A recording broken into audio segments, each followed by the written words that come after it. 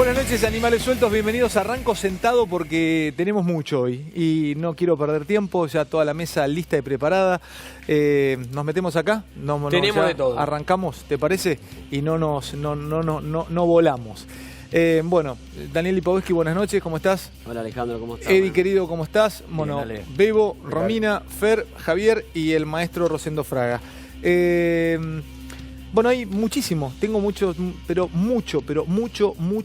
Hagamos una especie de ronda de editores y además tenemos también info que vamos a ir picando con cada uno.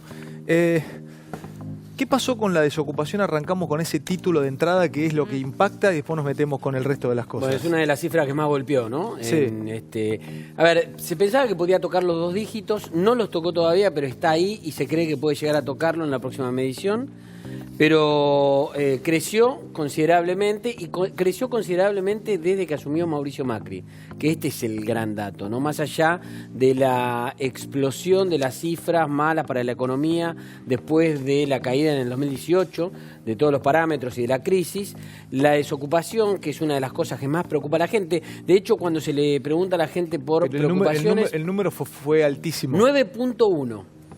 Frente al 7,2 de fin de 2017. ¿Se esperaba más, Bebo? Sí, Claro, se esperaban las 2 cifras. Se esperaba, no, 9,5, 9,7 hasta el 10. Lo que pasa es que mucha gente dijo, yo no estoy buscando trabajo. ¿Pero por qué ya no busca trabajo? Lo que dicen ya no estoy buscando trabajo, esto figura como que no son desocupados.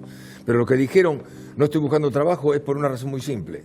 Buscar trabajo significa que tenés que gastar plata, tenés que movilizarte, tenés que ir al centro, tenés que buscar, tenés que... Tiene un costo. Y tiene un costo. Sí. Y ese costo no lo quieren pagar y algunos que dijeron... ¿Pero eso impacta en la cifra? Impacta en la cifra, sí. Y porque las cifras se construyen en base a la respuesta. Exactamente. Es como dice Ahora, Bebo. hay una placa que te escuchamos, cuando quieras meterte. Hay una placa Fíjate. con... yo quiero la placa con los lugares con los lugares con más desocupación. Bueno. Ahí está el mapa. Y la Ahí te vas a compartimos. sorprender más todavía, porque vos fijate algunos lugares, algunas ciudades de la provincia de Buenos Aires, ¿no? Mar del Plata 12.8% y el Gran Rosario 12.8% también son los dos lugares de la provincia de Buenos Aires y de Santa Fe con mayor desocupación. 11.4% el conurbano de la provincia de Buenos Aires. O sea que hay más desocupación en Mar del Plata que en el conurbano, por ejemplo. Exactamente.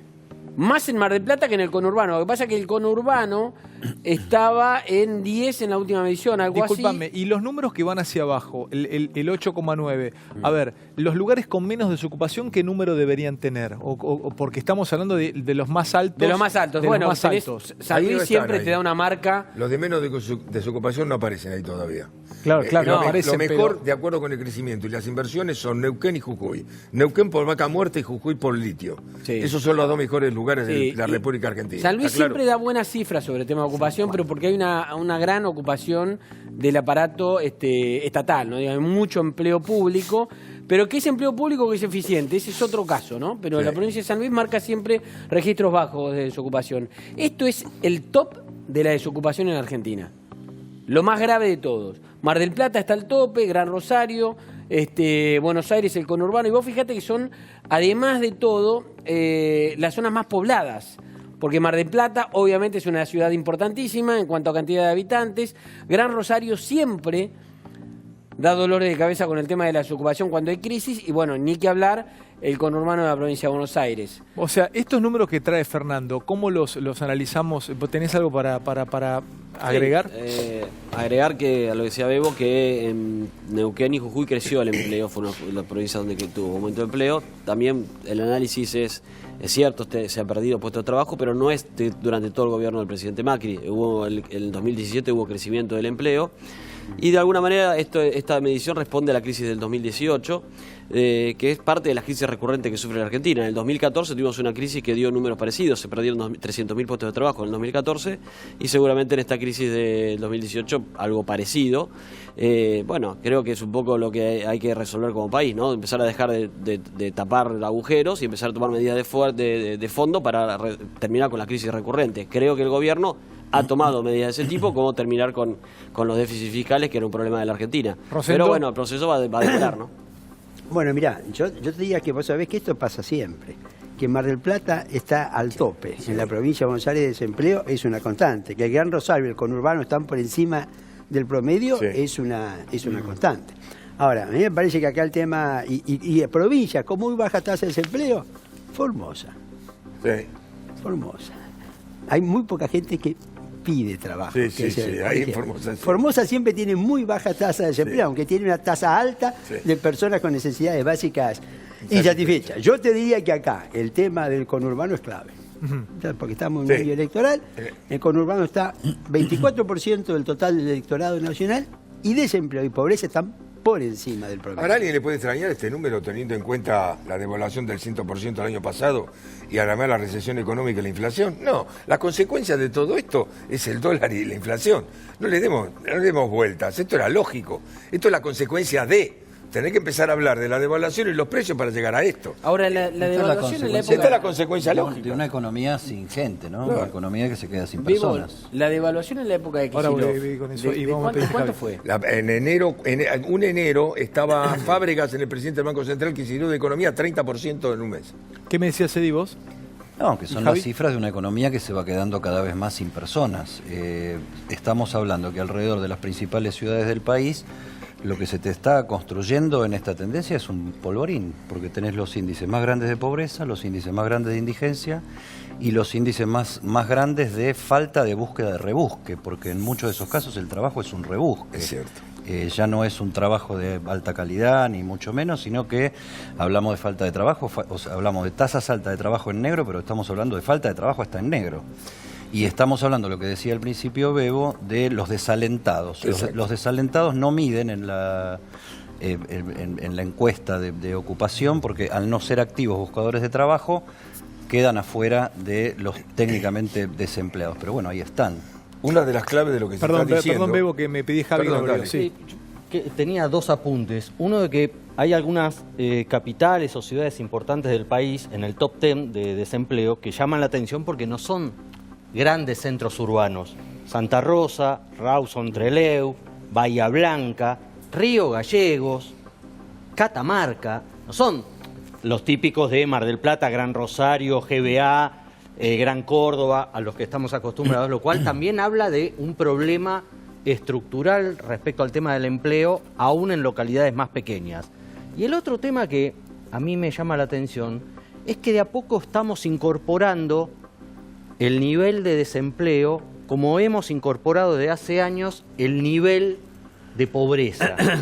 Como que ya estructuralmente tenemos incorporado que hay 30% de pobres en la Argentina, como si fuera un dato meramente Eso estadístico. lo ves como que la naturalización del índice Sí, ya es algo que es claro, dramático. que ya Claro. esperamos 2 dígitos, que esto Claro. es lógico por la devaluación, que esto es lógico por el dólar. Y es un número altísimo, Y es un totalmente. número altísimo. Sí, sí, sí. Aumentaron casi 500.000 no abrió Romy, dame un entraron segundito, sí, en sí. No, es que justamente yo desempleo. estaba pensando Perdón, en eso y esperando estas cifras me parece que tuvo mucho que ver la reacción política que tuvo el presidente Mauricio Macri hoy en el CCK en la reunión de gabinete ampliado, donde se lo vio tan enojado, donde dijo que estaba tan caliente con las soluciones mágicas, hablando de la baña. Creo que advirtiendo esto lo que mostró justamente era no lo naturalicemos, no lo tomemos, digamos, como otra vez un índice más, sabiendo lo que va a venir, sabiendo la cantidad de personas que significa si trasladamos este número, este porcentaje en personas físicas que se están quedando sin laburo. Mostremos esto que todo el tiempo dicen que carecemos, que no tenemos empatía, que no nos importa la gente, que nos da exactamente lo mismo, que no tenemos ninguna cercanía con el que la está pasando ¿Querés ver mal. eso? ¿Querés ver eso que Sí. lo dijiste? Dale, está bueno. Es interesante porque ahí nos Me parece metemos que a se hablar un anticipó poco a esto que estaba diciendo Javi. de comunicación. Por eso también ese Animales Sueltos se adelanta a lo que pasa. A ver lo que decía Macri en el CCK y después vamos a seguir. Hay mucho y hay toda mesa. Hay muchos temas y muchas cosas para charlar. A ver esto. Quiero decirles que estoy caliente, por si no lo notaron. Siempre me calentó la mentira, siempre. Y otra vez volver a escuchar los que vienen a proponer ese maravilloso atajo, esa solución mágica, es inaguantable. Es como que ya no lo puedo soportar más, porque son muchos años de haber frustrado generaciones, son muchos años de tirar gigantescas oportunidades por la ventana. Pero claramente hay que poner el hombro, hay que remar un poco más, porque de todo lo que se heredó no se sale de un día para el otro. Sin llorarla, pero convencidos de que estamos en el lugar correcto y a la hora indicada, porque somos la generación que vino a cambiar la historia para siempre, señores. Hoy vamos a hablar mucho de estas cosas, ¿no? De los precios, de la pobreza, de lo que está ocurriendo. Y hay un muy interesante disparador que también trae Carnota hoy. Los dos temas de Carnota están buenos como para arrancar. Los precios cuidados, no tan cuidados. En minutos vamos a estar hablando de esto y además precios de dólar y de cuestiones judiciales, políticas. Hay para todos. Esta noche muy movido. A ver, esto que veías, vos decís que se anticipa lo que dijo Calvo. Al revés de lo que decía Javi, digamos, me parece que lo que estaban anticipando sea los números, no mostrar esto como algo naturalizado. Estamos acostumbrados, vamos a recibir otra vez este índice que es terrible para ustedes, pero no para nosotros. Bueno, mostremos una reacción dura frente a esto. Esto fue a la mañana y el índice ¿a qué hora se conoció? Sí, seguramente Macri ya tenía. Por eso, seguro tenía los números. Mira, Calvo lo vio con su capacidad periodística. Una reacción discursiva. Bueno, a ver, Daniel. Gobierna hace 3 años. A ver, Daniel. De ninguna manera nuestro gobierno naturaliza la pobreza. Me parece que sí tenemos que tener claro que tenemos un país muy desigual. Un 30% de la población bajo la línea de pobreza desde hace muchos años. Eso te hace un país desigual y de alguna manera tenemos que resolver este tema porque no tenemos futuro como país si no resolvemos el tema de la pobreza. Porque vos fíjate qué pasa hoy. Hoy nosotros tenemos un presupuesto donde el 80% está destinado a inversión social. ¿Por qué? Porque tenemos un 30% de la población bajo la línea de pobreza. Ahora, mientras vos sigas teniendo un presupuesto con el 80% destinado a inversión social, se hace muy difícil desarrollar otras áreas que necesita el país a través de la inversión pública, porque te queda muy poquito, te queda un 20% para todo el resto. Entonces tenemos que trabajar para resolver la pobreza. ¿Cómo hacemos para resolver la pobreza? Para mí necesitamos de alguna manera llegar a acuerdos para el próximo gobierno, que seguramente esperemos que así sea el presidente Macri quien sea el que en los próximos 4 años. ¿Acuerdos con qué? Un acuerdo, para mí hay que llegar a acuerdos de 4 o 5 puntos básicos sobre qué país queremos para el futuro. ¿Con quién el acuerdo? Con los diferentes sectores de la oposición. Daniel, ayer lo tuve sentado a Praga mano a mano. Sí. Y Alfonso tiene una frase, hoy me escribía muchos amigos, gente, no sé, Carlos Burgueño me decía esta mañana, che, te sacaste, hasta sin buscarlo, un título, pues yo no estaba buscando ese título, que él le propone al gobierno, a Mauricio, al Ejecutivo, un gran acuerdo nacional cuando estaba recién con el mayor poder Mauricio, y desde Casa de Gobierno, bueno, él dice, Marcos Peña, jefatura de gabinete, lo dice Alfonso ayer, me minaron esa posibilidad, me dijeron, no es momento para compartir el poder de Mauricio. O sea, lo dijo ayer Alfonso Pradera y acá, Daniel. Bueno, responde a otro momento quizá del gobierno, quizá el gobierno también en ese momento evaluaba... Levantate un poquito la vincha del micrófono, levantátelo así, te está más... Ahí está, quizá evaluaba en ese momento, no era necesario llegar a los acuerdos, pero yo creo que después de estos 4 años me parece que es necesario hacerlos. Yo creo que en ese momento hoy hay que hacer un acuerdo. Están todos en la misma, ¿no? A ver, yo creo que el camino es el diálogo, y el diálogo es fijar 4 o 5 puntos que de alguna manera marcan el desarrollo de los próximos a largo plazo. Creo que en ese punto hay modelos de países que lo han hecho. Yo siempre pongo el país Israel. Israel hace 30 años tenía una economía mucho menor que la Argentina. Decidió fijar políticas de largo plazo, por ejemplo, desarrollo de las nuevas tecnologías, de los emprendedores. Puso eje en eso, acordó, fueron políticas públicas y hoy creció durante muchos años. Los primeros años fueron duros, después creció durante muchos años y hoy tiene una economía mucho mejor que la Argentina. Yo estoy completamente de acuerdo y acá permanentemente lo planteamos el tema de este acuerdo, y yo particularmente digo, para mí son acuerdos que se hacen antes de una elección y no después de ganar una elección.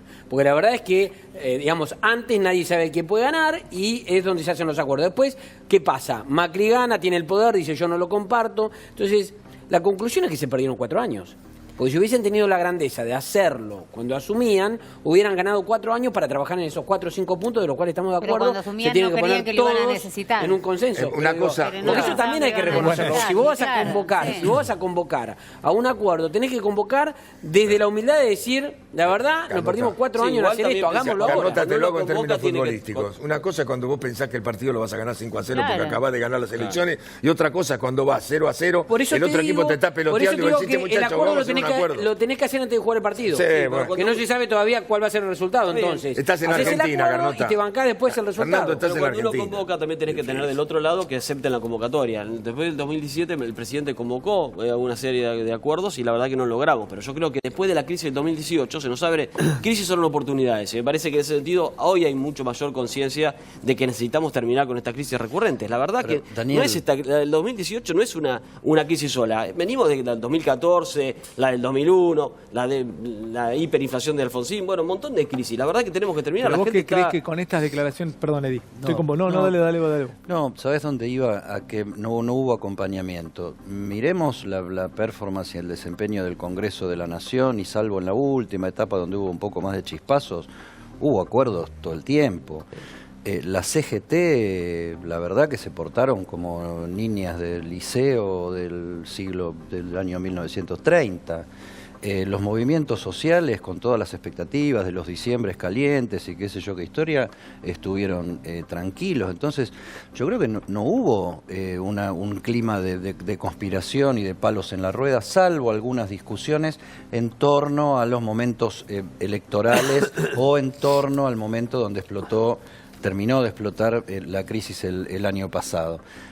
Yo lo que veo es, primero, un presidente que está cambiando su tono de discurso por una cosa más vehemente, más dura, y por otro lado a los macristas diciendo vamos a buscar un gran acuerdo nacional. Yo creo que lo que están tratando de tapar es la sensación de gran debilidad que tienen por no haber dado pie con bola.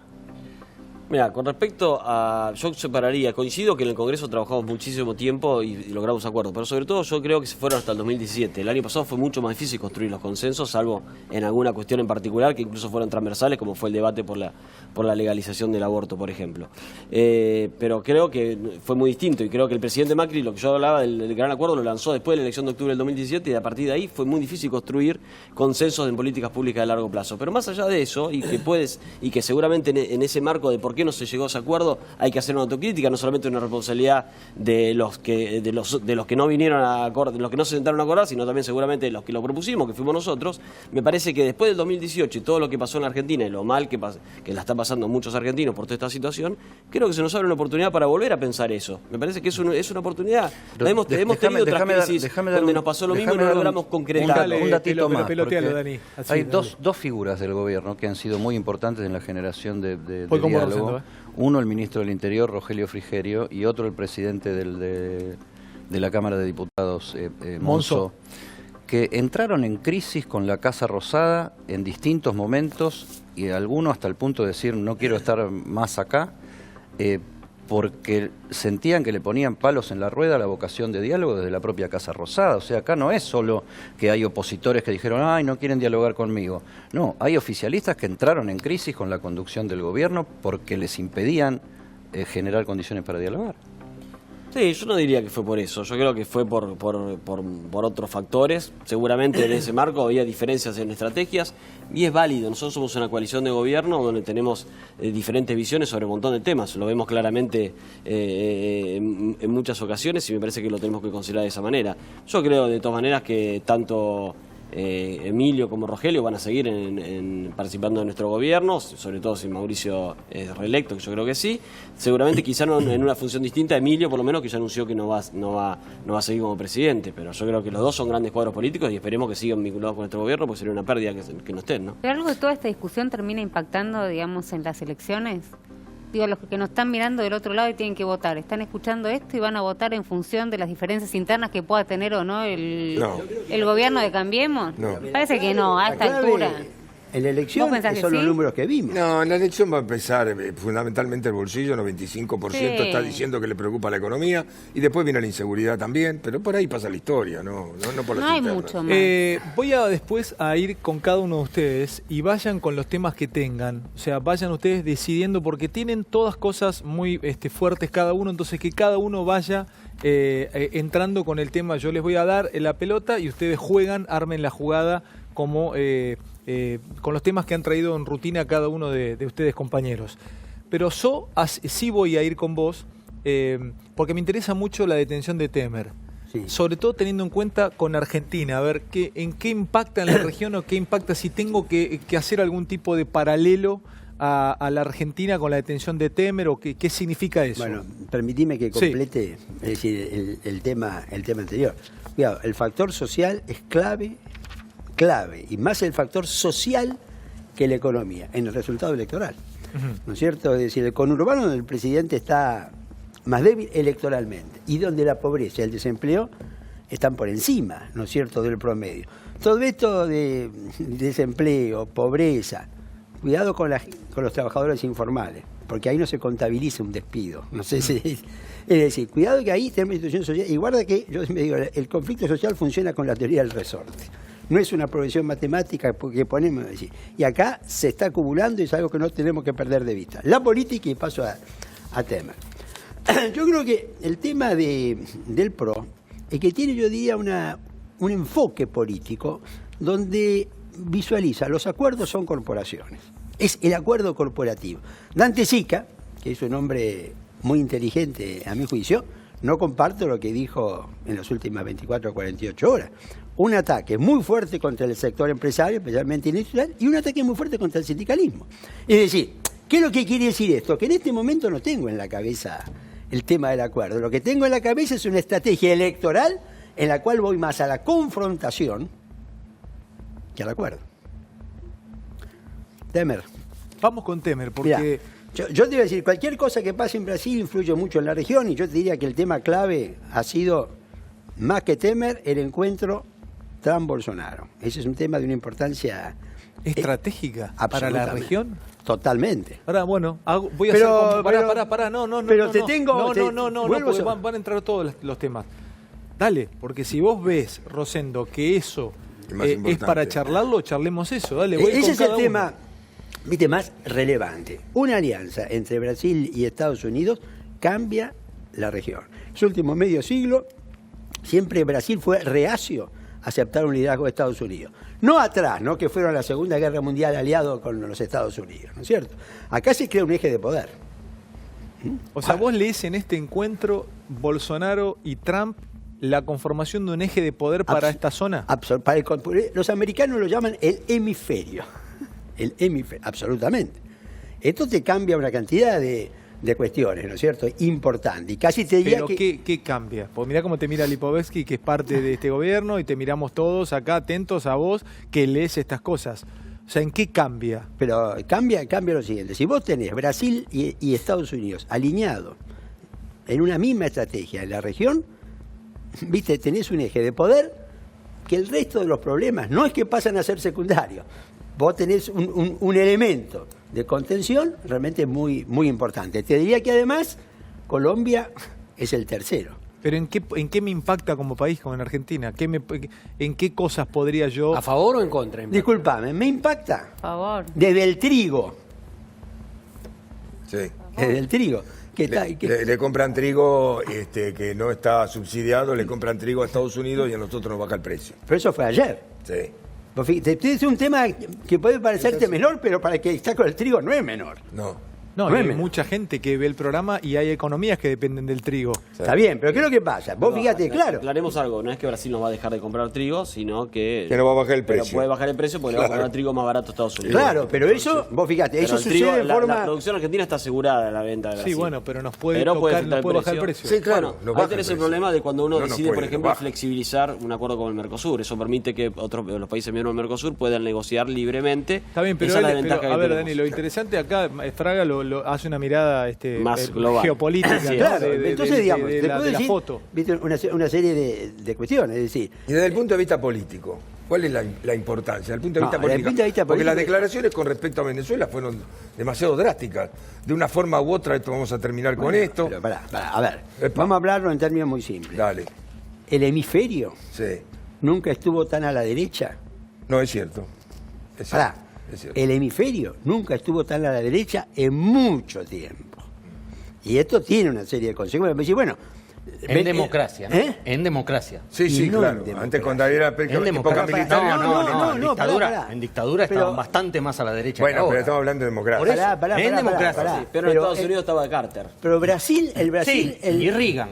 El Brasil del Malvinas gobierno... estaba Reagan, El Brasil del gobierno militar no era un Brasil que andaba bien con Estados Unidos. No, nunca. No, es cierto. No era un Brasil que andaba bien con Estados Unidos. Eso es cierto. Había otros, ingredientes en la región. Vos me ibas a decir, bueno, fenómeno. Y acá nos lleva al otro tema.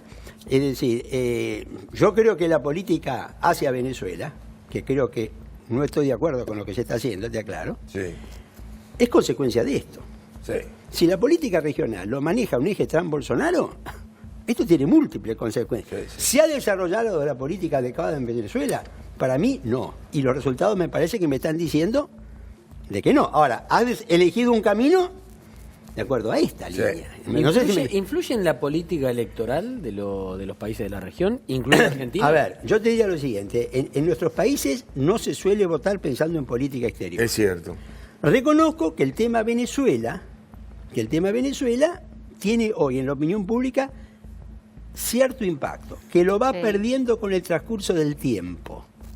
¿En qué sentido? Cuando tenés en principio el impacto, estaban todos diciendo, Rosendo, Ahí, esto lo vio, perdóname, esto lo ahí, vio Lula. perdóname, Esto Bebo, lo vio Lula hace 3 años.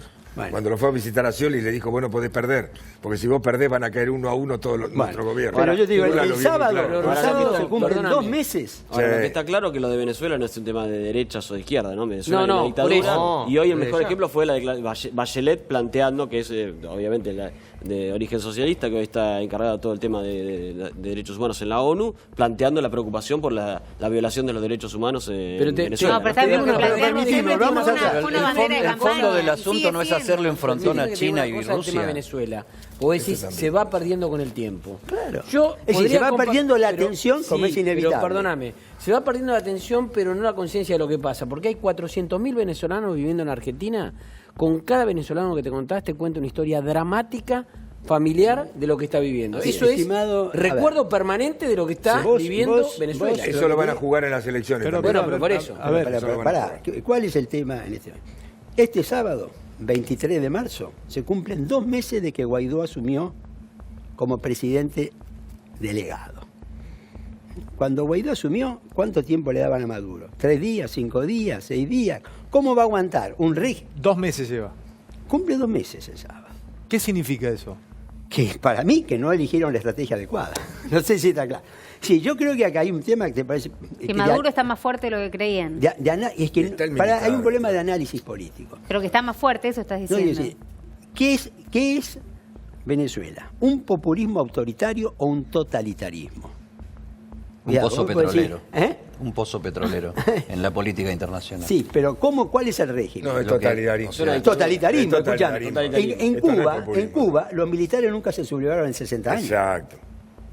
O sea, acá desarrollaba una estrategia como si fuera un populismo autoritario. ¿Esa es la diferencia que haces con Cuba? Absolutamente. Sí. El populismo autoritario vos podés llegar a perder elecciones. Chávez, mirá, al principio perdió un referéndum y lo aceptó. Sí. En un régimen populista autoritario, los militares son de la nación. En el totalitarismo son del partido. Sí. Guarda que puede parecer la justicia en el totalitarismo no hay nada. En el populismo autoritario algo y los medios. Algún filtro te queda. Claro, y los medios, ¿viste? En el totalitarismo no hay nada. No hay nada. En el populismo autoritario hay medios arrinconados, les venden menos Sí, papel. sí, no sé sí, si. Pero vos decís, ¿Venezuela qué es?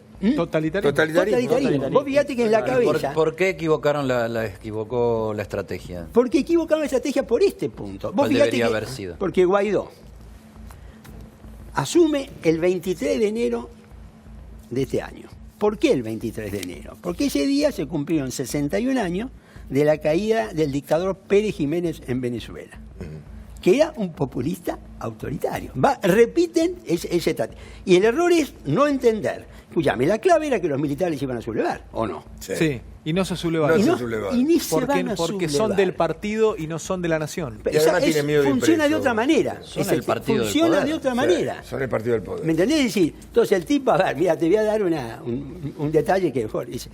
Es decir, cuando llega Chávez, la fórmula de lealtad militar era patria o muerte. Sí. La cambiaron por socialismo o muerte.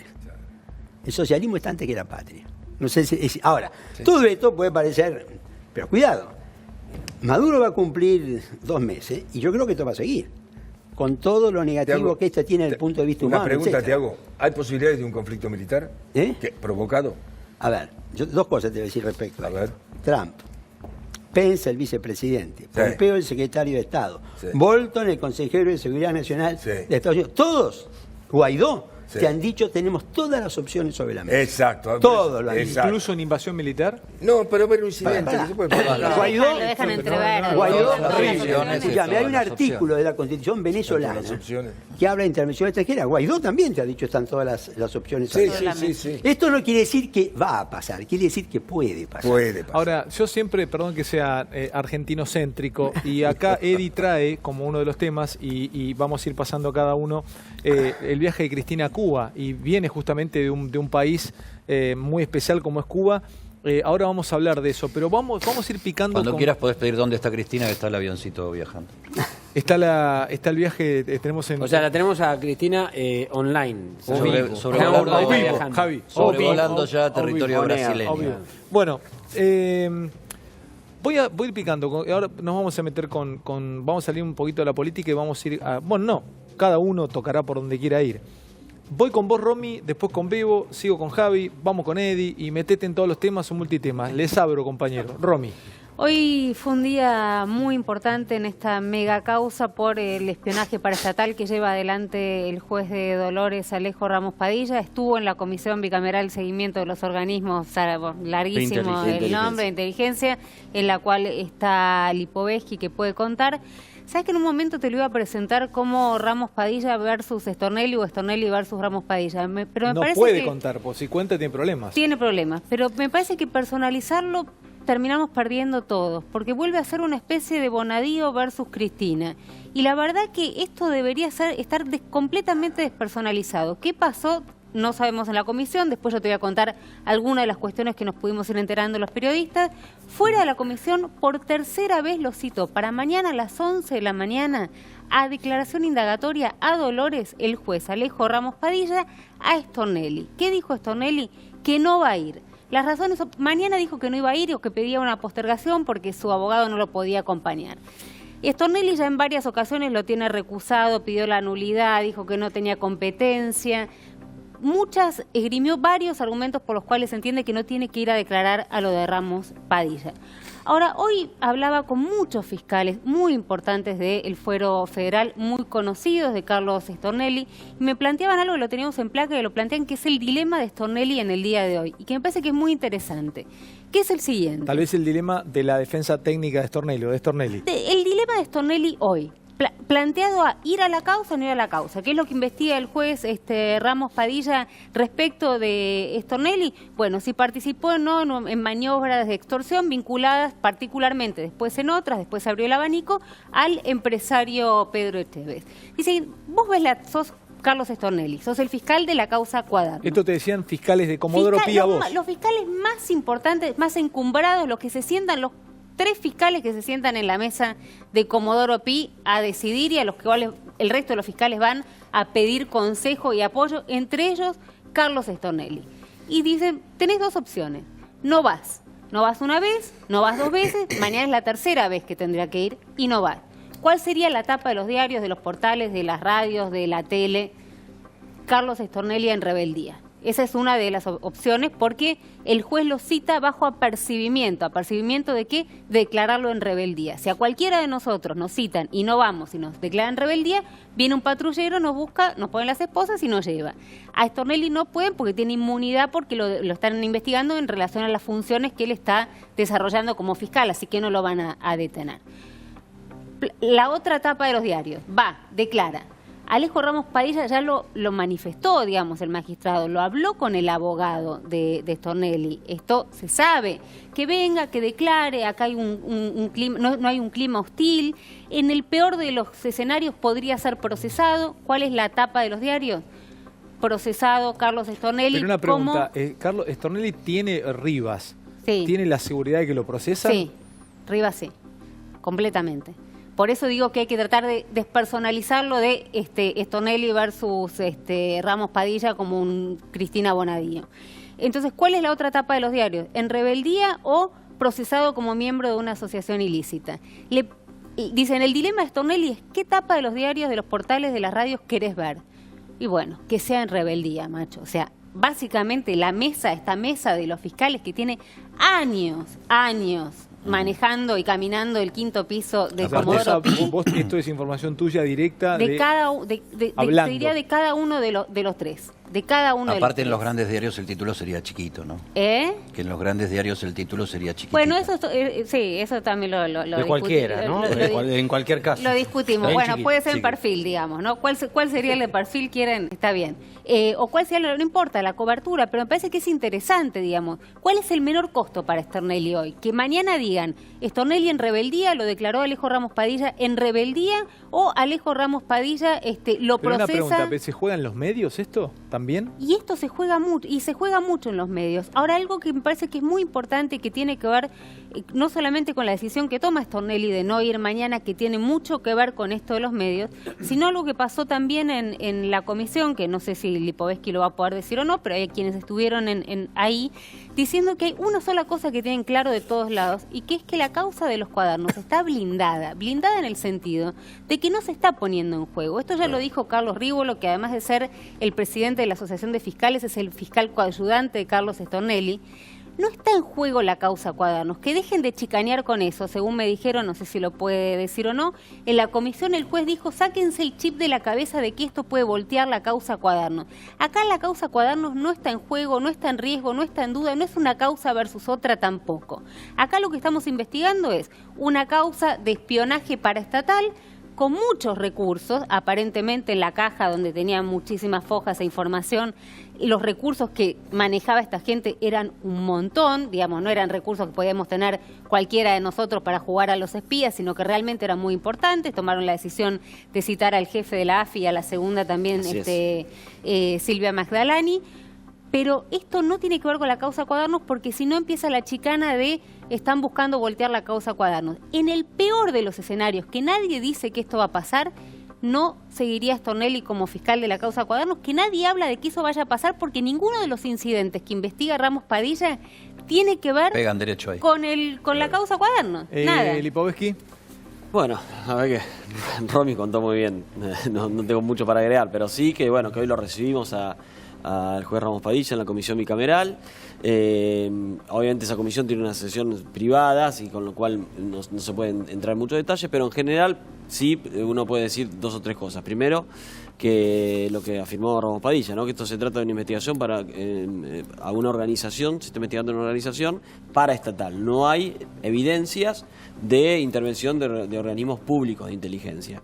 Además, Ramos Padilla envió a la comisión una caja con documentación, que son copias de todo lo que se le allanó a D'Alessio, y se designó una subcomisión que yo integro de 3 legisladores, que estuvimos analizando toda esa documentación, y la verdad que no encontramos en esa documentación intervención de organismos públicos de inteligencia, pero sí, por supuesto, una organización paraestatal que tenía muchos recursos.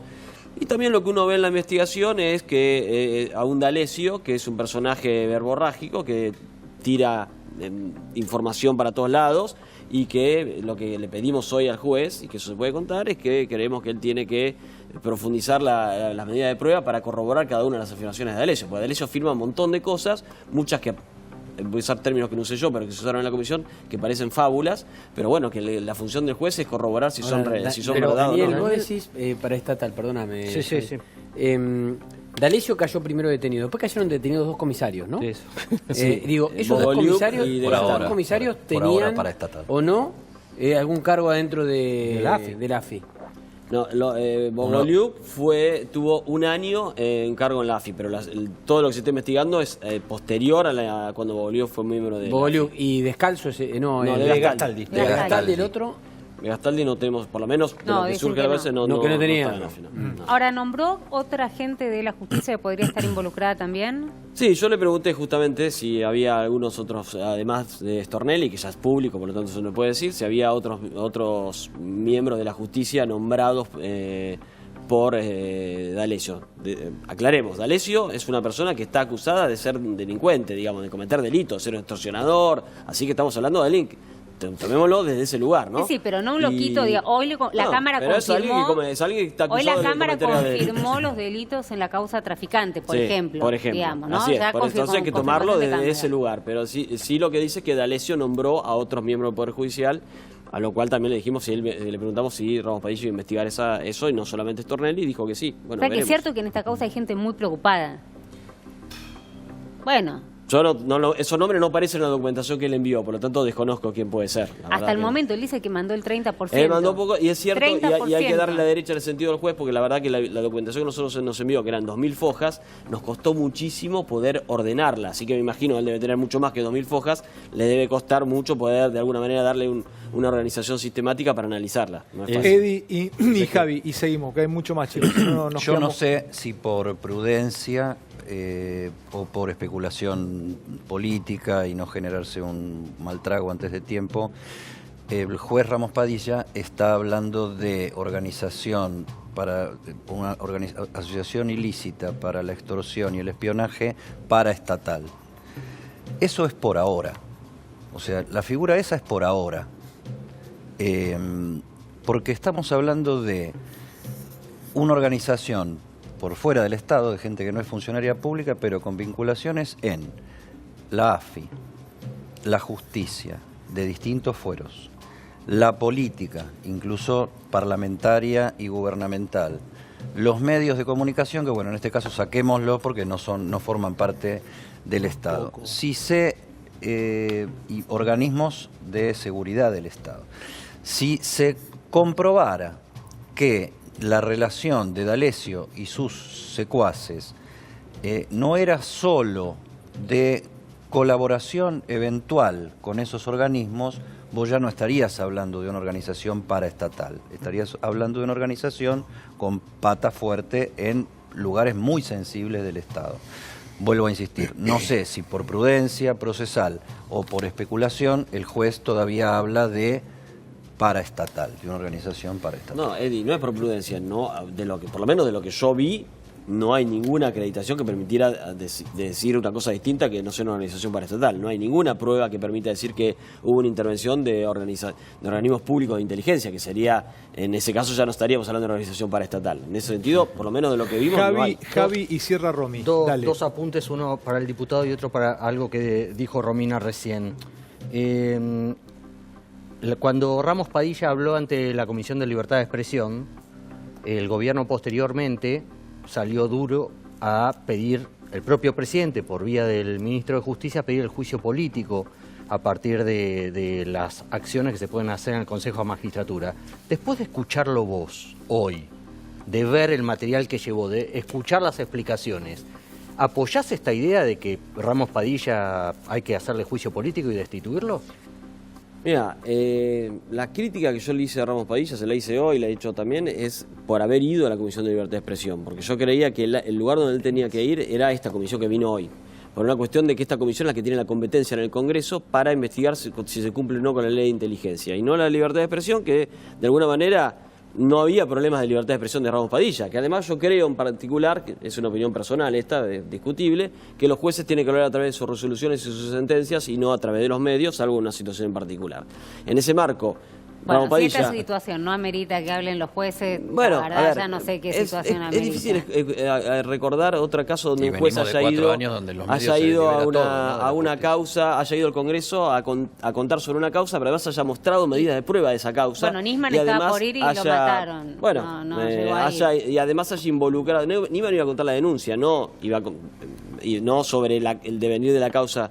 Pero más allá de eso, la verdad que no. Pero lo que sí digo es que... me parece que si esta causa no amerita, donde estamos hablando de espionaje, donde, no sé, esta mesa donde además fuimos parte de ese espionaje... No, bueno, por eso... Pero no por nosotros, digo, también los periodistas... No, claro, bueno, por eso digo... No sé qué amerita. Yo creo que por eso, pero no había un problema de libertad de expresión del juez, sino un problema de libertad de expresión quizás de las investigaciones que había a periodistas. Y en ese marco me parece que lo que tenía que hacer era primero ir a la Comisión de Libertad, a la Comisión de Control de los Organismos de Inteligencia, que fue la primera que se vinculó con él, porque nosotros cuando apenas apareció la causa le mandamos una nota al presidente. ¿Lo iban a convocar si no iba la de libertad de expresión? La reunión de la comisión estaba convocada de antes, sí, lo íbamos a convocar. Es más, lo pedimos nosotros que venga. Yo creo, esta también es mi opinión personal, que Ramos Padilla fue donde pudo ir.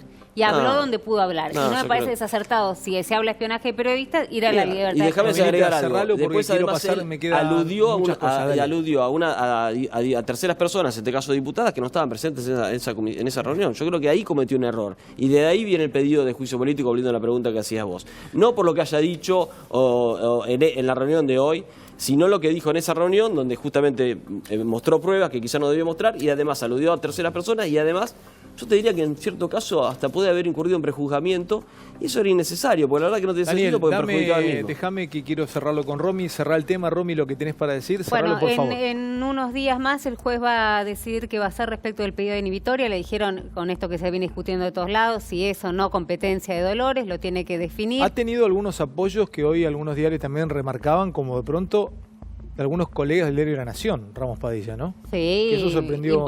Sí, importantes. Y para la justicia también es importante. Importantes, sí. alguna jurisprudencia, pero bueno, tiene algunos días porque el propio fiscal de Dolores amplió un poco la fundamentación de por qué tenía que inhibirse. Bueno, el tema es que en unos días se va a saber si va a la Cámara de Mar del Plata o no, y finalmente quién lo va a decidir. Casación, que es donde se decide todo. Bueno, vamos que falta todavía 45 minutos al palo y tenemos mucho. Quiero ir tocando.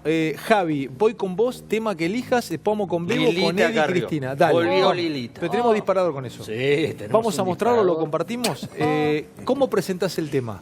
La grieta de Lilita. O sea, genera una grieta, Lilita, ¿dónde? ¿En el país o en el gobierno? En el gobierno. En el gobierno. Ella misma. De un lado unos, del otro lado ¿Qué noche otros. tenés, Daniel? Mamita, ¿no? ¿Me quiero ir como Lorenzino o querés quedarte? No, me quiero, Dale, me lo quiero. presentamos. ¿En qué te dale. han convertido, Daniel?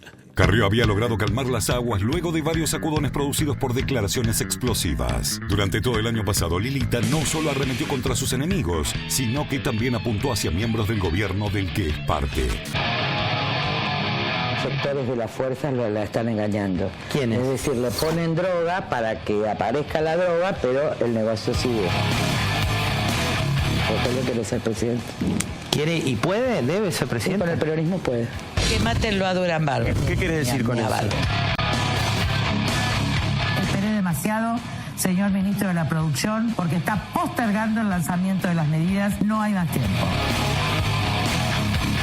Viaja en aviones privados, así que no tiene idea de lo que significa ser decente. Y perdí la confianza. Y es la verdad. La lucha contra la corrupción, sí. No se puede estar bien con la mafia del fútbol, negociar con la mafia del fútbol, esconder negocios de energía y al mismo tiempo estar conmigo. Y esto lo sabía Mauricio. Yo no rompo Cambiemos porque yo lo inventé.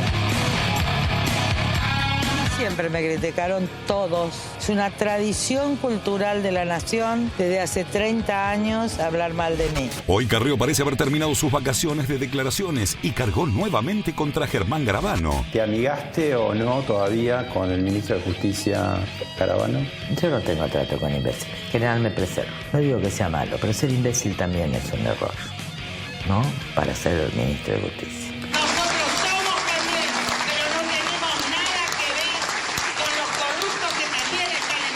Si alguien te pidiera que te candidates para algo, ¿dirías que no? No. Yo puedo hacerle un golpe de Estado al presidente a los 2 días. ¿Por qué? Porque genero, soy tan sincera. Imagínense ustedes yo en una reunión de gabinete, diciéndole a Garabano sos un imbécil. No puedo. Carrió es Carrió y siempre sorprende. En un año electoral, sus dichos no pasarán desapercibidos.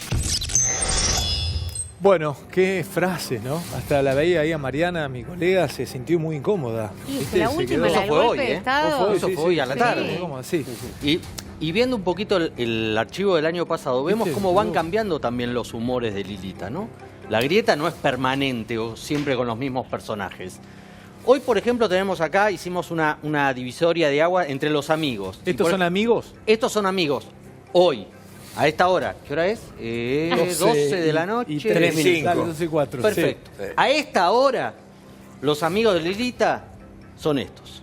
El presidente, al que defiende ahora a capa y espada, la ministra de Desarrollo Social, a la que le adjudica que no haya conflicto social. Tras algunos momentos de frialdad, vuelve a ser amiga del jefe de gobierno de la Ciudad de Buenos Aires, Horacio Rodríguez Larreta, uno de sus confesores. La gobernadora de la provincia de Buenos Aires, María Eugenia Vidal, un ex enemigo, el ministro de la Producción y Trabajo de ¿Ahora Dante es Sica. amigo? Ahora es amigo porque es mimosa Lilita. Entonces, tuvo un par de reuniones con ella, le presentó alguna iniciativa para las pymes y compró ya la amistad de Dante Sica. Pepín Rodríguez Simón, uno de los directos operadores judiciales de Mauricio Macri, es otro de los que le hace terapia auditiva a Lilita Carrió. Y Mario Quintana, el ex vicejefe de gabinete, que algunos en el gobierno dicen que ahora es más asesor de Lilita que ex vicejefe de gabinete. Y recibe con Mario Quintana a varios miembros del gobierno cuando tienen que hablar de algunos temas ásperos. Vamos a la placa de los enemigos. A ver. Bueno, Vox Populi se encarga de decirlo. todas las veces que puede.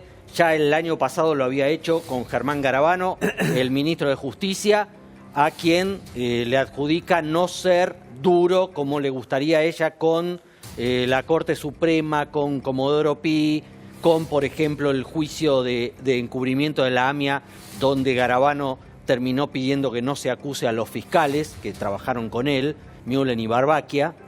Otro de los enemigos de Lilita, un operador judicial, Daniel Angelici, presidente de Boca, tampoco es de los ojos preferidos de la diputada de la coalición cívica. Patricia Bullrich, ministra de Seguridad, a quien le ha derivado varios epítetos por el tema de la mano dura. ¿A Cornejo tampoco lo quiere? No, porque es el presidente del radicalismo. Sea quien sea el presidente del radicalismo, es enemigo, para Lilita es enemigo. Antes era Sanz, ahora es Cornejo. Y el inefable Ricardo Lorenzetti, a quien Lilita culpa de todos los males que hay en la Corte Suprema. Hoy también le dio para que tenga... Hoy dijo que es parte de la banda. Sí, absolutamente. Bueno, antiguamente lo había dicho de Macri también, ¿no? Sí, que era y después cambia. Todo cambia. Daniel, ¿vos la conocés? ¿Tenés trato con Lilita? Sí, sí, ¿Y sí. en qué grupo estás? No, habrá que preguntarle a ella, no sé. Yo tengo buen diálogo con ella, mi banca está muy cerquita a la de ella, así que converso en las sesiones muchas veces con ella. Esa persona es parte de la historia de la Argentina, ¿no? Ha trabajado mucho. Con vos fue un poco áspera con el tema de la ley de aborto, con el proyecto de aborto legal. No fue personal, seguro. Ella tenía una posición contraria y pensaba que no había que avanzar, nosotros pensamos lo contrario y bueno, respetamos la opinión de todos. Ahí en ese caso hubo libertad de conciencia, ella no votó a favor, pero creo que más allá de eso, en general tenemos un diálogo. Yo le respeto mucho, tiene una historia, realmente ella ha aportado mucho en materia de lucha por la transparencia y contra la corrupción en el país. En muchísimas cosas coincidimos, en otras no. Por ejemplo, su opinión sobre Garabano, yo no coincido, me parece que tenemos un gran ministro de Justicia. Después en otras cuestiones, sí, por supuesto, lo que hicieron hoy, por ejemplo, con la denuncia que le hicieron por el kirchnerismo para excluirla por inhabilidad moral, a ella y a la diputada Paula Oliveto, creo que de alguna manera, primero es una barbaridad, muy poco serio. Un mamaracho, realmente es un mamarracho, bien dicho. Pensemos que... Un mamarracho. Sí, y además de alguna manera... Que a mí, sabes, la opinión que tengo de Carrió, que en muchas oportunidades creo que le hace enorme daño al gobierno con lo que pasó con Garabano, decirlo del golpe de Estado teniendo en cuenta la historia justamente que tiene este país y que Carrió la conoce perfectamente bien. Ahora, en este momento tan álgido que estamos viviendo, presentar por inhabilidad moral es una chicana, de una bajeza política pocas veces vista por parte del kirchnerismo, ¿no? Sí, claro. Además, pensemos que nosotros la pedimos esa cláusula para excluir a Debido, que una persona está involucrada en 100 causas por corrupción. Y acá se lo están pidiendo por haber sido nombrada en un expediente judicial. Realmente es incomparable. El tema que trae Zunino, podemos con Bebo, está ligado Rosendo, porque estamos hablando de Cristina volviendo de Cuba. Y acá entras otra vez, Rosendo, la mirada política de Cristina regresando otra vez a jugar. Se acerca el momento que tenga que definir si va a jugar o no. Eddie, por favor, es tuyo, pero entra también, Rosendo. Déjame que lo presente Eddie y ahora sigo como Rosendo. Dale, Eddie. Si querés, miremos dónde está Cristina en este momento. Trae el avión, sí, ya que tenemos la tecnología, podemos ir viendo. ¿Cuál es el avión? ¿Cuántos años? Ahí está, el de allá arriba, ¿ves? El CM363, el rojito. Claro, ahí está. Llega 1:10. Viaje. 1:10 va a estar en Ezeiza. No tiene agenda política prefijada, en principio se quedaría en Buenos Aires, pero sus asesores principales no saben si querrá ir sur o no. Desconozco cómo empieza la agenda judicial la semana que viene. ¿Por qué cortaste tweets? ¿Por qué para verlos? Bueno, porque Cristina, primero, hizo pública el diagnóstico oficial de la clínica donde está internada Florencia Kirchner, CIMEC. Se llama esto Centro de Investigación Médica de Cuba. Es uno de los centros médicos más importantes de la capital cubana. Ahí se atendió Fidel Castro, por ejemplo, cuando se descompensó. Se atendió Chávez cuando se fue de Venezuela por el cáncer que se le había detectado. Y ahí está Florencia Kirchner, donde Cristina hizo público el diagnóstico, el parte médico, no sé si lo tenemos por ahí para verlo, donde se habla de qué tiene Florencia Kirchner. Lo que se había dado como el tema principal la semana pasada, que era el linfedema ligero de miembros inferiores, o sea, la hinchazón de piernas producto de obstrucciones en los vasos linfáticos, no sería el problema principal. El diagnóstico principal se dice trastorno de estrés postraumático.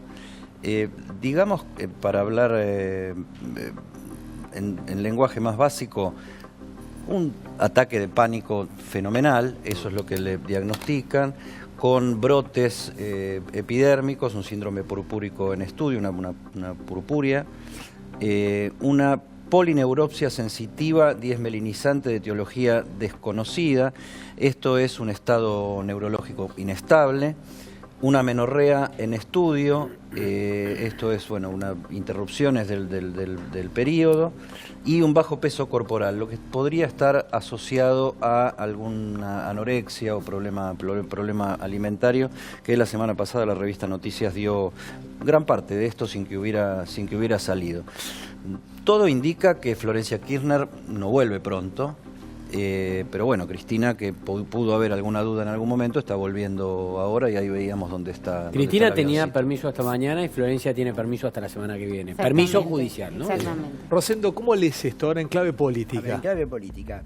Cristina se reunió con Raúl Castro, el hermano de Fidel, que actualmente es jefe del partido y jefe de las Fuerzas Armadas.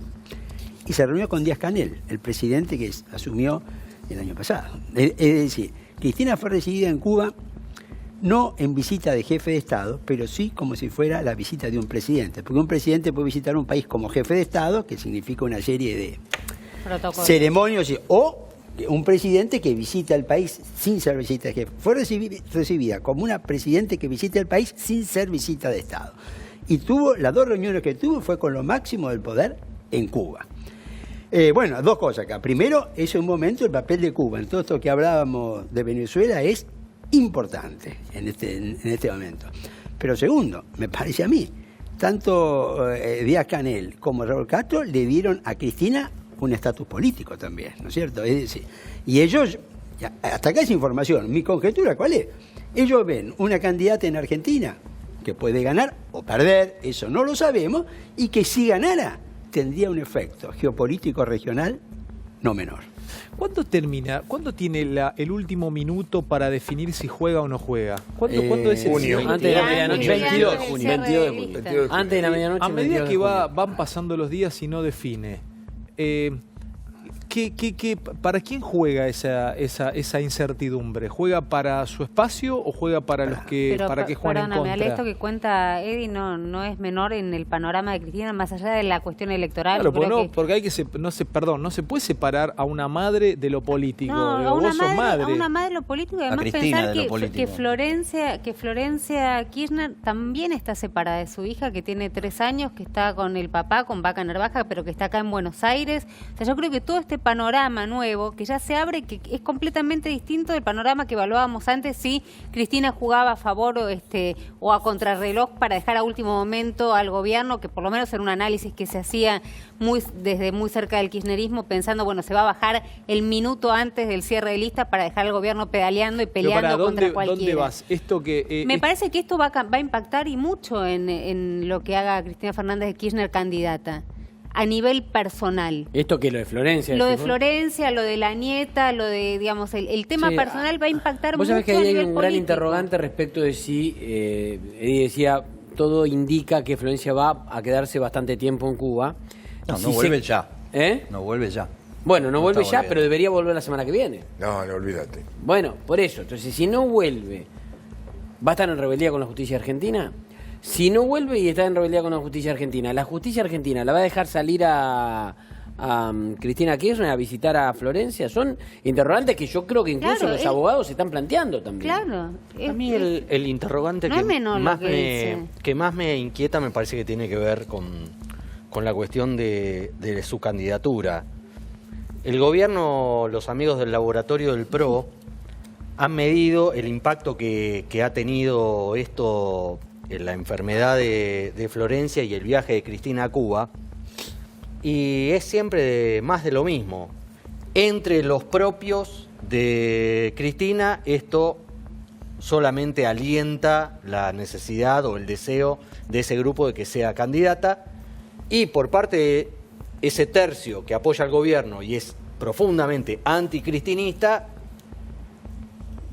adelanta, acentúa, subraya la idea de que ella, con tal de escaparse de la justicia, es capaz de irse a Cuba o de irse a cualquier lado.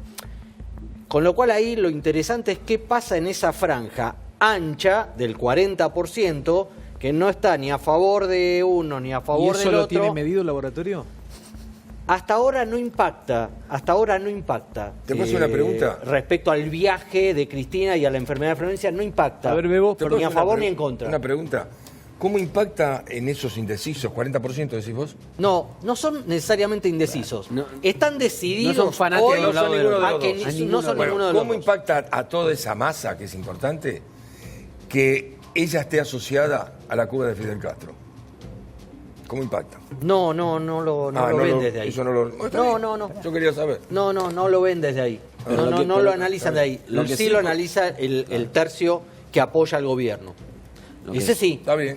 Como si postura sí sobre podría Venezuela. impactar en caso de que Florencia, digamos, no vuelva y no pida permiso a la justicia no le autoriza permiso para quedarse más tiempo en Cuba, porque estaría desoyendo una orden de la justicia. Me parece que en este caso, primero, desearle que se mejore, realmente uno se preocupa cuando ve estos diagnósticos, pero por otro lado, claramente habrá que ver qué determina la justicia cuando pida una prórroga, si es que decide quedarse más tiempo en Cuba, ¿no?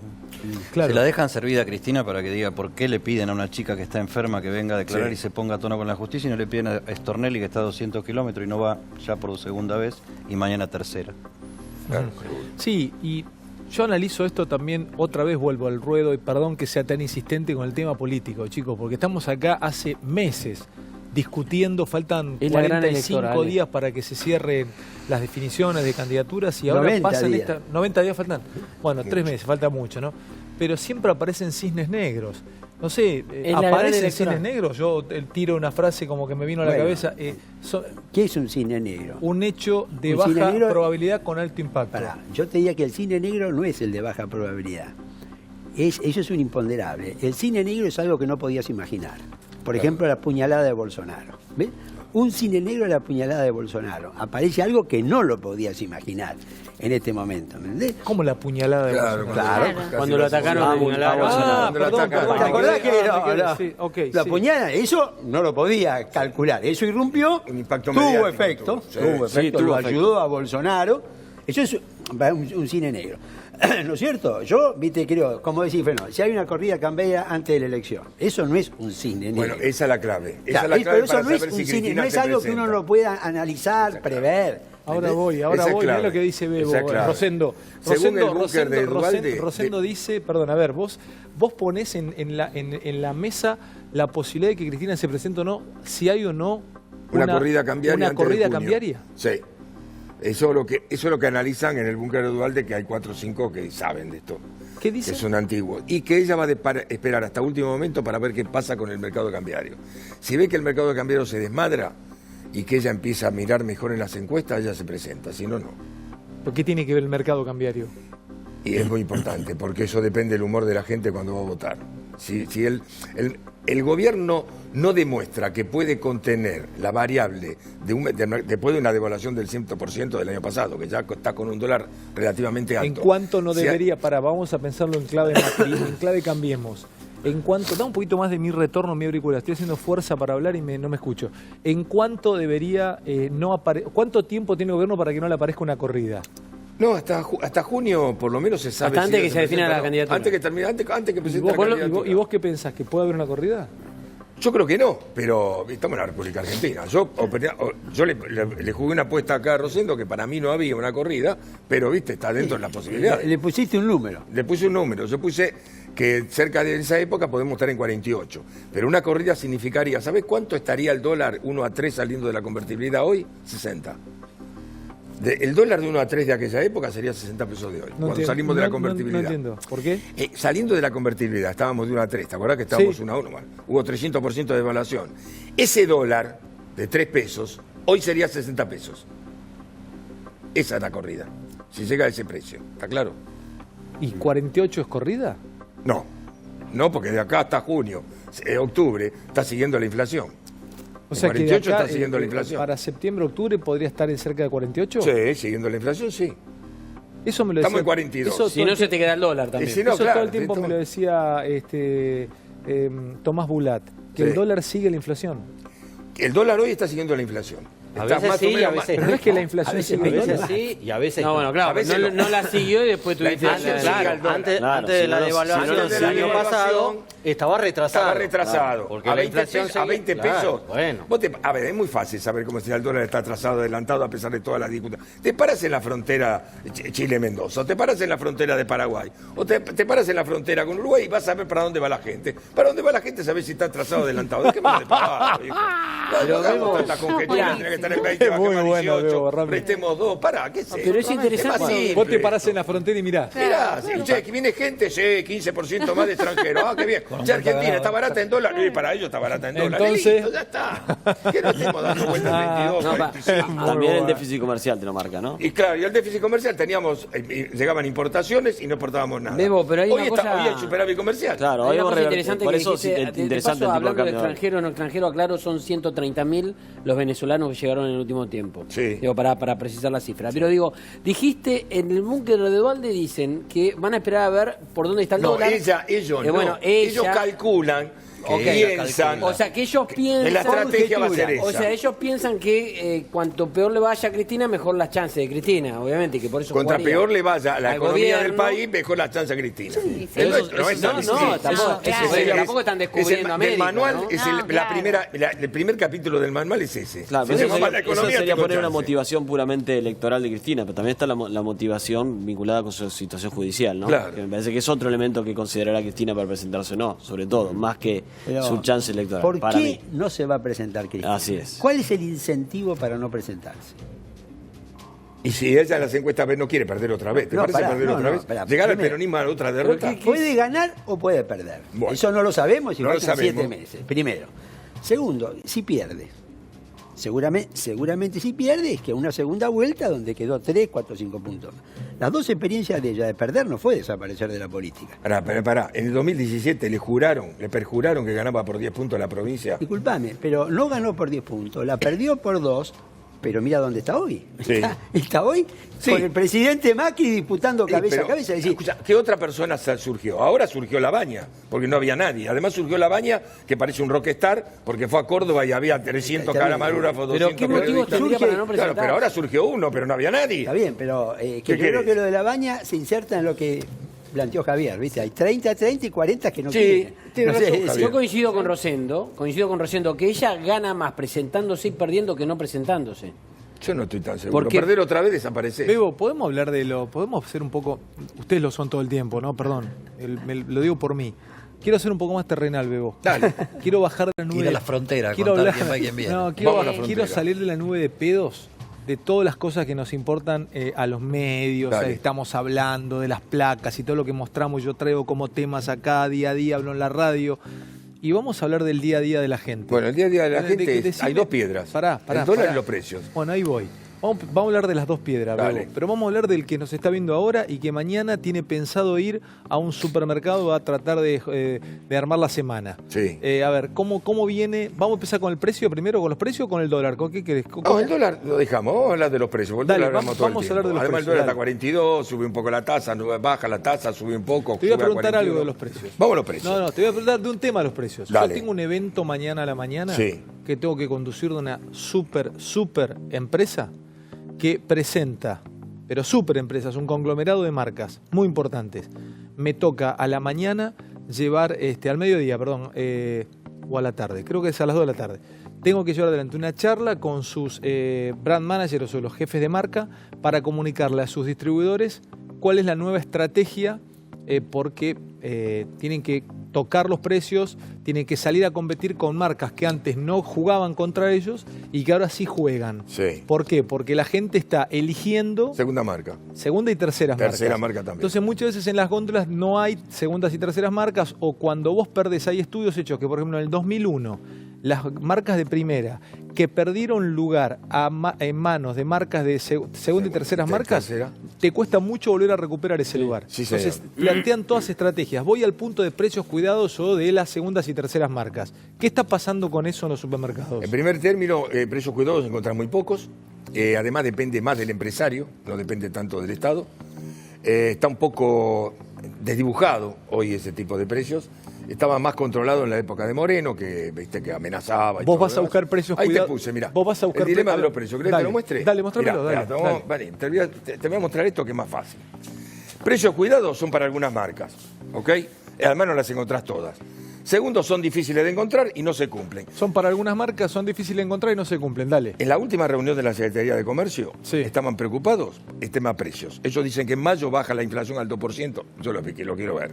Entonces, a algunos se le ocurrió hablar de precios controlados. Y cuando habló de precios controlados, lo miraron algunos muchachos, ¿sabés qué le dijeron?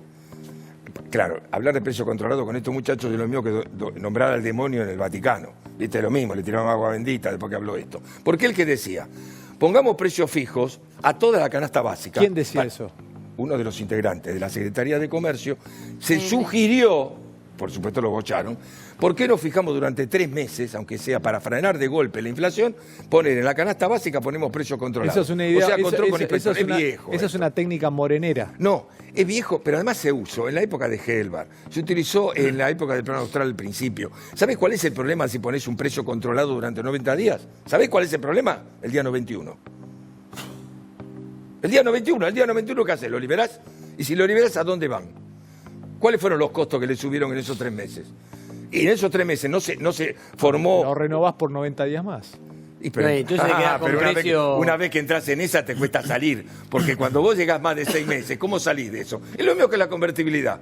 Che, hay que salir con... Che, no podemos salir con... Y siguió durante 9, 10 años. Cuando explotó, voló a los aires. La tapa saltó y rompió el techo, rompió el del segundo piso, el del tercero, el del cuarto. Bueno, entonces, ¿por qué? Porque esperaste 9 años. ¿Y control con inspectores qué es? Y por eso, si lo querés, para hacer precio controlado, tenés que controlar con inspectores que esos precios se cumplan.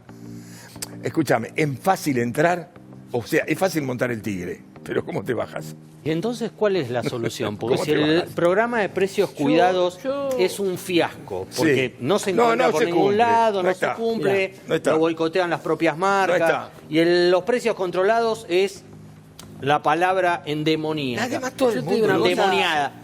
No, pará, escúchame. ¿Seguís que los precios se vayan? Mirá la historia, mirá, Gerchunov sabe un montón. Agarrá el libro de Gerchunov, están todas las veces que pusieron precio cuidado. Es una maravilla, es precio controlado, precios máximos. El único que lo pudo cumplir un año en serio fue Helbar, que acabó un consumo impresionante. Yo estaba, además controles, se metían presos a los tipos que no los cumplían, todo fenómeno. Al 9º mes, ¿sabés qué pasaba? Iba a comprar azúcar, que estaba a 10 pesos del precio máximo, le decía, no hay.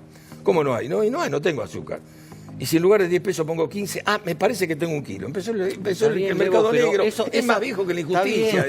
Esa historia ya la conocemos.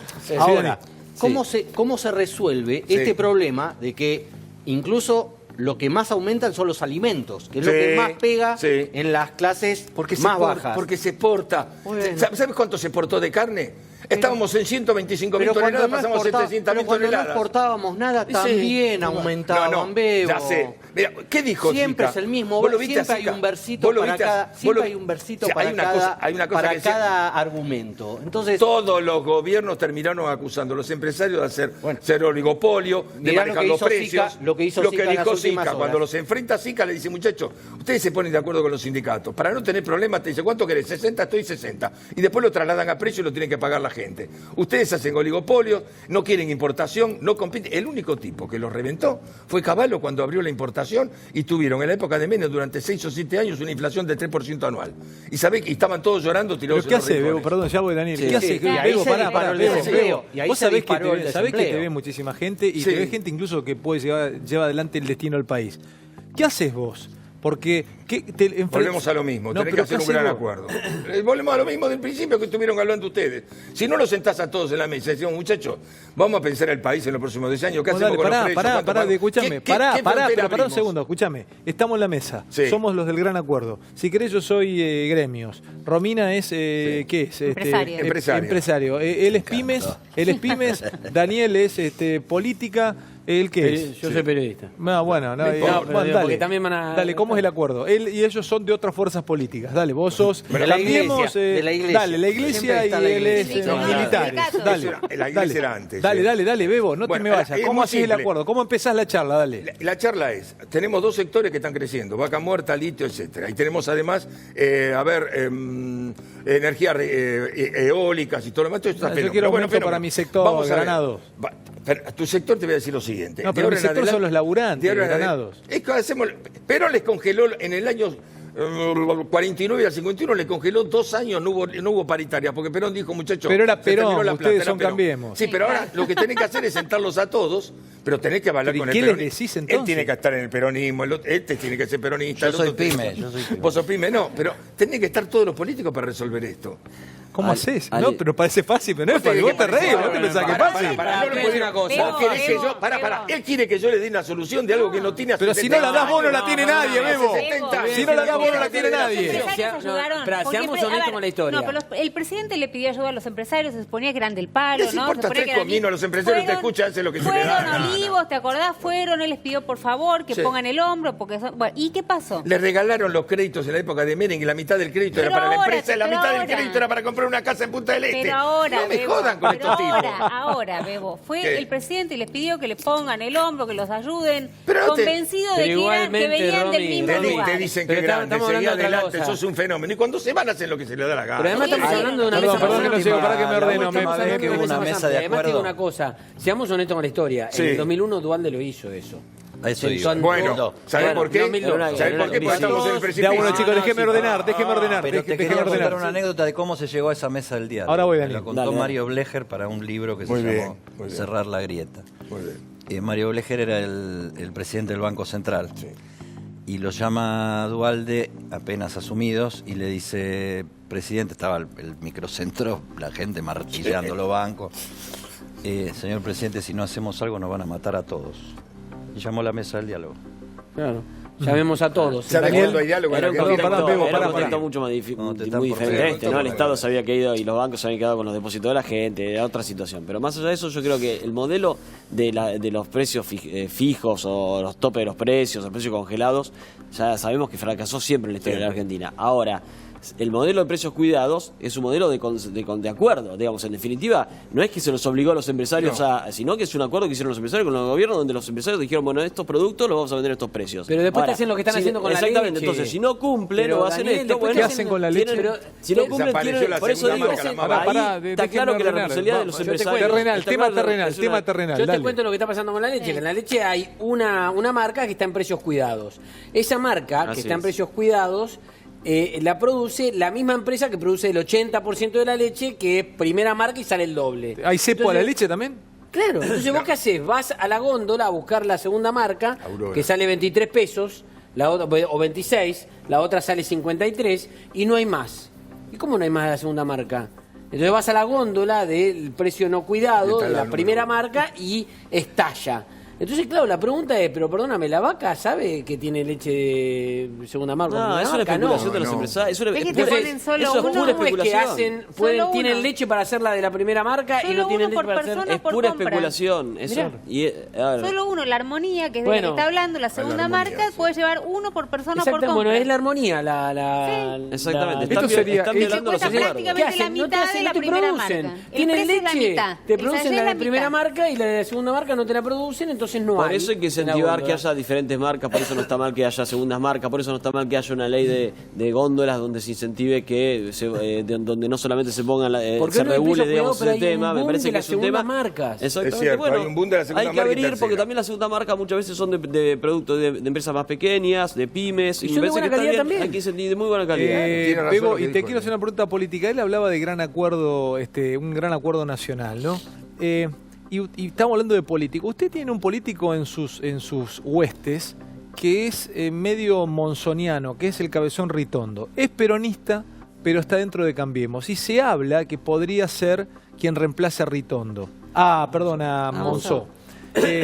¿A vos qué te parece que sea un tipo como Ritondo? O sea, ¿te parece que eso sería de alguna manera tender puentes con aquellas fuerzas que no tienen nada que ver con ustedes? ¿Cómo lo ves a eso? Sí, yo lo veo muy bien. Que llegue. Lo conozco a Cristian porque yo fui antes legislador de la Ciudad de Buenos Aires y él era el presidente de la legislatura, vicepresidente primero en realidad, y es un hombre de búsqueda de consensos y me parece que es lo que se necesita en la Cámara de Diputados. Así como Emilio Monzó realmente es un gran presidente de la Cámara porque justamente busca consensos.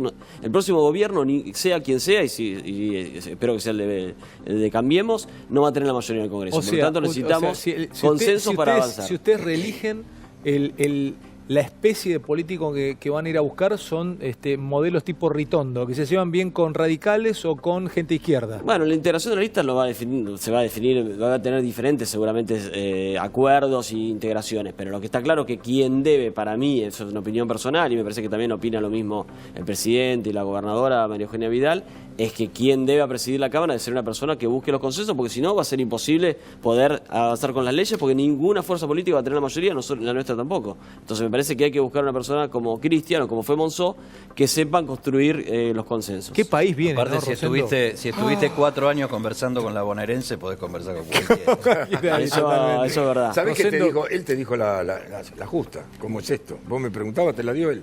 Cuando él te dice, recién en el 2002, cuando otro dice, che, nos van a quemar a todos, van a quemar la casa de gobierno, ya vienen un día, bueno, hagamos un acuerdo. Cuando el incendio te llega a la puerta, ahí llega el acuerdo nacional, si no, no. Pero, Rosendo, ¿qué país viene, no? ¿Tenés algo más de...? No, porque yo, viste, cuando hablamos de Brasil, me fui a Bolsonaro, Trump, porque me parecieron más importantes. La prisión de Temer, que era un poco el tema que vos me... Yo quiero molestarte con algo de lo de Temer. Dale. Cuando detuvieron a Lula, una parte de la grieta argentina vio ahí el destino de Cristina Fernández de Kirchner. Ahora que lo detuvieron a Temer, ¿hay que pensar que ese puede ser el destino de Mauricio Macri si pierde las elecciones? A ver, yo te digo lo siguiente. Cada vez hay más expresidentes presos en la región. Sí, es cierto. Cada vez más la lucha política se desarrolla en el campo judicial. Esto es una... ¿Viste? Es una realidad. Y vuelvo a un tema que te dijo, es decir, lo de Temer, guarda, no fue una sorpresa, esto no fue un cisne negro, estaba previsto. Temer no fue detenido antes porque era presidente. Sí, claro. No porque... Entonces, a los 2 meses de dejar de ser presidente, ahí la justicia avanzó en este momento. Yo de todo esto, vos me preguntabas qué impacta en la Argentina. Yo no lo veo impactando en eso. Sí, lo que tengo que reconocer es que la justicia es un ámbito de la lucha política, entonces que las cosas se cruzan. Pero creo que el impacto sobre Argentina es un tema sobre el cual Romina ha hablado, que es Odebrecht. Es decir, de toda la crisis brasileña, lo que puede impactar o no en la Argentina es el caso de Odebrecht. El Lavallato no es el caso de Odebrecht, pero está vinculado al caso de Odebrecht. El capítulo nuestro de la trama brasileña es Odebrecht. El capítulo nuestro. Pero la causa más parecida a la de los cuadernos, ¿no? De alguna, Lavallato y cuadernos tienen alguna. Sí. Hablando de causas, perdón, a la vuelta en 2 minutos, Romina hoy tiene triple turno. Va a hablar de Manzanares, que dejó declaraciones muy, muy fuertes en la justicia. Esto lo tiene Romy Mangel. Romy Manzanares. Manzanares, clave porque fue contador de los Kirchner y además de Daniel Muñoz, el hombre de confianza, la mano derecha de Néstor y de Cristina Kirchner. ¿Qué dijo que resultó clave para que finalmente le homologuen? Porque quería ser arrepentido. Él está en la causa Los Sauces, en la causa Otesur, en la causa Cuadernos, donde finalmente le dijeron que sí. ¿Qué fue lo que dijo clave? Habló de mucho, habló de cómo se manipuló el peritaje para que a los Kirchner le diera bien la causa de enriquecimiento ilícito, pero básicamente contó cómo era lo que él llama el apalancamiento o el sistema para que les entrara guita en blanco, cómo hacían para toda la guita que tenían en negro, toda la plata en negro, se convirtiese en blanco. ¿Cuál era la gema, decía, de la corona? Los sauces, que a través de los sauces pudieron blanquear 10, 15, 20 millones de dólares y que les permitía ese mecanismo, bueno, blanquear la plata, que era el principal de los problemas, que calcula que Daniel Muñoz tiene inversiones en el país por lo menos 135 millones de dólares, que es lo que él calcula. ¿En Argentina? En la Argentina, que es lo que él tiene más o menos calculado, con toda una fuga que tenía pensado Daniel Muñoz y contó que Cristina Kirchner, cuando fallece Néstor Kirchner, después de decir que le daba mucho asco la situación del día de la muerte de Kirchner, donde todos aparecían buscando dónde estaba la plata y aparecían con llaves buscando los tesoros, dice Manzanares que Cristina Kirchner lo interpela y lo interroga diciendo, bueno, contame un poco cómo viene la mano porque quería saber. Dio mucha información, dio bastantes precisiones. En algún momento el juez Bonadío tenía dudas porque alguno de los abogados de Manzanares venía del sur y decían estos tipos no estarán jugando para Cristina Kirchner. Finalmente entendió que no, se hizo cargo, digamos, por supuesto Manzanares en el rol de imputado colaborador, de que había colaborado en muchos delitos. Cuenta anécdotas que la verdad son muy llamativas, como por ejemplo que cuando lo veía mal a Muñoz porque Néstor Kirchner lo maltrataba, le generaba 2 o 3 millones de pesos en blanco, le blanqueaba para que vaya a comprar al shopping y se ponga de mejor humor. Corte y nos despedimos, dale. Bueno, no queda casi nada de tiempo. Vamos a seguir mañana, día también de muchísima, pero muchísima información. Así que cepo a la leche, me quedé con ese cepo a la leche, claro, sí, no, es que es grave. Cepo que faltaba. Sí, es grave. Porque la gente está buscando la segunda marca, ¿viste? Y si vos le sacás la segunda marca de la góndola, está en un problema. La cantidad de gente que está yendo a los mayoristas. Sí. Muchísima. Tiene que intervenir la Secretaría de Comercio y a ver. porque ahí hay una violación de la ley de la lealtad comercial. Claro. Tiene que intervenir y ponerle sanciones a las empresas que no, exactamente, a las Pero empresas no que no cumplen. Creo que ya está interviniendo. Como la Copa Libertadores, viste que cuando pasás a octavo de final podés tener un refuerzo.